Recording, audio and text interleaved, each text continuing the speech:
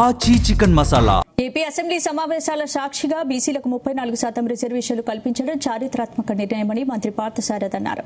బలహీన వర్గాల మేలు చేసే దిశగా కూటమి ప్రభుత్వం నిర్ణయం తీసుకోవడం మంచి పరిణామమన్నారు.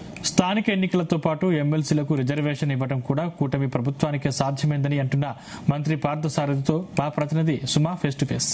అసెంబ్లీ సమావేశాలు రెండో రోజుకు సంబంధించి ఈ రోజు కూడా బీసీలకి 34% అయితే ఇస్తామంటూ కూడా చెప్పడంతో అసలు ఎలా ఉండబోతుంది ఏంటి మంత్రి పార్థసారథిని అడిగి తెలుసుకుని చెప్పండి సార్. అసలు బీసీలకు సంబంధించి 33% ఇవ్వబోతున్నారు. గత ప్రభుత్వం చూసుకుంటే 42 అని చెప్పేసి 24 ఇచ్చింది. ఇప్పుడు ఇది 34కి ఎట్లా చూడొచ్చు అంటారు? అంటే గత ప్రభుత్వం మోసం చేసింది అనడానికి ఏమంటారంటే ఒక కోర్టులో దాన్ని ఆ నిర్ణయాన్ని స్ట్రక్ డౌన్ చేస్తే హైకోర్టుకి వెళ్లాల్సిన బాధ్యత ఆ రోజున్న ప్రభుత్వానికి ఉందా లేదా ఒకసారి బలహీన వర్గ సోదరులందరూ కూడా ఆలోచించాలి.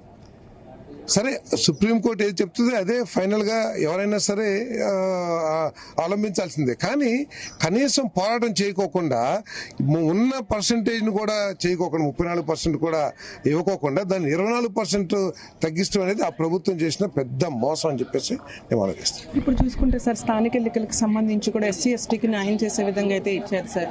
ఇప్పుడు స్థానిక ఎన్నికలకి సంబంధించి ఇప్పుడు కూటమి ప్రభుత్వం వైపు నుంచి కానీ ఏదైతే ఉందో వారి మధ్య సఖ్యత లేదన్నారు. స్థానిక ఎన్నికలు ఎలా ఉండబోతుంది? కూటమి స్టాండర్డ్ ఎలా ఉండబోతుంది? సఖ్యతగా ఉన్నాం. మా పవన్ కళ్యాణ్ గారు, మా చంద్రబాబు నాయుడు గారు, మా మోడీ గారు, బీజేపీ, టీడీపీ, జనసేన అంతా కూడా చాలా ఐక్యంగా చాలా బలమైన విడదీరాని బంధంతో ఉన్నాం. కాబట్టి ఏదైనా నా ఓటుల కింద ఏదైనా 1-2 మాటలు మాట్లాడినా కూడా తప్పకుండా పై స్థాయిలో నిర్ణయాలు తీసుకుని కూటమి కొనసాగుతుంది.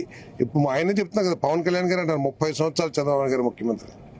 బీసీలకు సంబంధించి కూడా అన్యాయం చేస్తారంటూ కూడా వైసీపీ వాళ్ళు అయితే చేస్తున్నారు. ఇది బిల్లు పాస్ అవ్వే విధంగా చేస్తూ ఏంటంటే అన్యాయం చేస్తామంటే ఏంటంటే ఒక కోర్టు వారు తీసుకున్న నిర్ణయాన్ని స్ట్రక్ డౌన్ చేస్తే అవకాశం ఉన్నా కూడా పై కోర్టుకి వెళ్ళకోకుండా దాన్ని ఉన్న పర్సంటేజ్ కంటే కూడా తక్కువకి తగ్గించేసారు చూసారా, అది మోసం అని చెప్పేసి మనకి. బీసీలకి కూటమి ప్రభుత్వం ఎప్పుడు న్యాయం చేసే విధంగా ఉంటుంది. ఏదైతే ఉందో రిజర్వేషన్ 34% ఏదైతే ఉందో అదంతా కూడా కూటమి ప్రభుత్వం అందించే దిశకైతే అడుగులు వేస్తుంది. వైసీపీ ప్రభుత్వమే 24%, 42% అండ్ 24% ఇవ్వటం అది మోసం అంటే. కానీ కూటమి ప్రభుత్వం మాత్రము ప్రజలకు అలాగే బీసీలకు సంబంధించిన రిజర్వేషన్ మాత్రం పక్కా ఇస్తుందంటూ కూడా మినిస్టర్ కొలుసు పార్థసారథి చెప్తున్న పరిస్థితి నెలకొంది. కెమెరామెన్ శ్రావంత్, సుమా ఉపేందర్, జీ తెలుగు న్యూస్, అమరావతి.